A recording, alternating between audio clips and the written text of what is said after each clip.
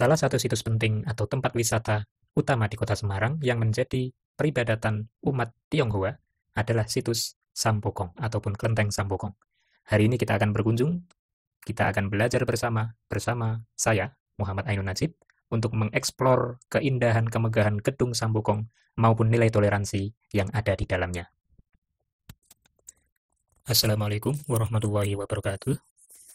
Salah satu elemen bangsa Indonesia yang penting dari sekian banyak etnisitas yang ada di antara kita adalah dari Tionghoa. Di Kota Semarang ada sebuah bangunan yang sangat megah dari kalangan Tionghoa yang menjadi peringatan dari suatu peristiwa penting di beberapa abad yang lalu mengenai kedatangan seorang tokoh yang merupakan laksamana dari Kekaisaran Cina yang diberi tugas mengarungi lautan untuk membuka rute ekonomi kerajaan Cina ke belahan dunia di bagian barat yang harus melalui selatan dan harus melalui perairan Nusantara. Bangunan yang saya maksud di sini adalah yang hari ini kita berkunjung, yang sangat megah dengan arsitektur Chinese yang kental sehingga tidak perlu kita jauh-jauh ke negeri Cina daratan. Cukup kita berada di Semarang untuk melihat Klenteng Cheng Hu atau Klenteng Sampokong. Menurut cerita, awalnya Laksamana Cheng Hu membangun peribadatan bagi dirinya yang Islam dan beberapa anak buahnya yang juga Islam, sehingga yang dia bangun adalah masjid. Tapi, dia juga punya anak buah yang Buddha ataupun beragama yang dianut oleh masyarakat Cina saat itu, sehingga dia harus mentolerir bahwa tempat peribadatan yang dia dirikan juga di sekelilingnya digunakan oleh para penganut agama lain dari para pengikutnya tersebut. Itulah sebabnya untuk saat ini, kita bisa melihat para pengunjung tidak hanya datang dari kalangan Tionghoa, yang datang untuk memuja para tokoh-tokoh Chinese dari masa lalu tersebut. Kita hari ini juga menyaksikan para pengunjung yang beragama lain, terutama agama Islam, karena di sini masih terdapat sisa-sisa ataupun peninggalan ataupun bahkan makam-makam dari para pengikut Cheng Hu tersebut. Dengan demikian, bisa kita katakan bahwa situs ini adalah perjumpaan yang unik antar budaya, yakni antar budaya Chinese dari utara dengan budaya lokal, yakni budaya Jawa, yang bisa saling mentolerir.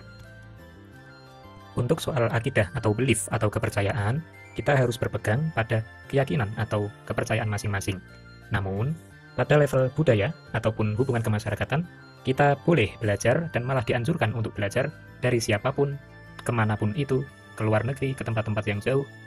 Untuk saat ini, mungkin dari pemerintahan Indonesia berupa penyediaan beasiswa LPDP, kita belajar kemana saja dengan masih tetap memegang kepercayaan kita masing-masing.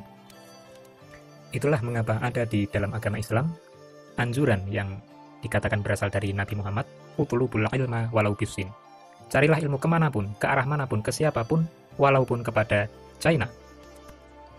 Belajar budaya mereka, belajar kebaikan-kebaikan yang mungkin ada dari masyarakat-masyarakat selain kita, baik masyarakat China maupun masyarakat Barat maupun masyarakat yang maju di belahan dunia yang lain.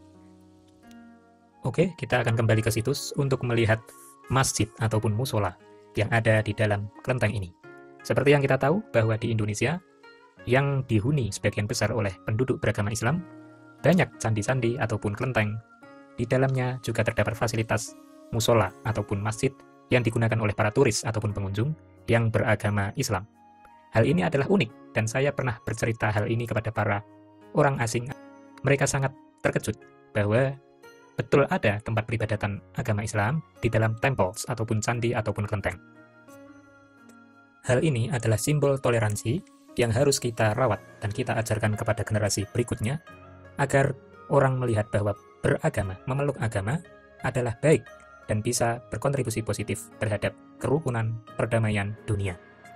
Bangsa Indonesia bisa memberikan contoh kepada dunia bahwa kerukunan antar pemeluk agama, antara orang Islam dengan orang non-Muslim bisa berlangsung dan tidak membuktikan bahwa agama tertentu adalah penganjur terorisme, kekerasan, intoleransi, diskriminasi. Umat beragama di Indonesia bisa menjadi umat beragama sejati yang mengamalkan agamanya untuk membawa perdamaian ke seluruh penjuru dunia. Demikian yang bisa saya sampaikan dari kelenteng yang megah ini yang memperingati kedatangan tokoh Chinese Muslim yang ratusan tahun yang lalu berkunjung ke tanah kita sehingga membuat perpaduan yang unik antar agama maupun antar peradaban di antara manusia. Sekian dan terima kasih.